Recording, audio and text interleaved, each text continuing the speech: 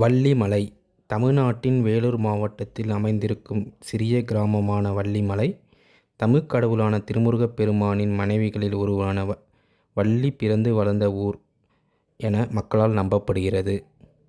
மலையடிவாரத்தில் வள்ளி தெய்வானையுடன் காட்சியளிக்கும் சுப்பிரமணிய சுவாமி திருக்கோயில் அமைந்துள்ளது. இக்கோயிலின் பின்புறத்தில் சரவண பொய்கை எனும் அழகிய குளம் உள்ளது. இக்குளத்திலிருந்து சுமார் 400 முதல் 500 படிக்கட்டுகள் கொண்ட சிறிய மலை அமைந்துள்ளது. இம்மலையின் மேல் வள்ளியம்மன் குடைவரை கோயில் அமைந்துள்ளது. இக்கோயினுள் வள்ளியம்மன், விநாயகர் மற்றும் முருகப்பெருமான் சன்னதிகள் அமைந்துள்ளன.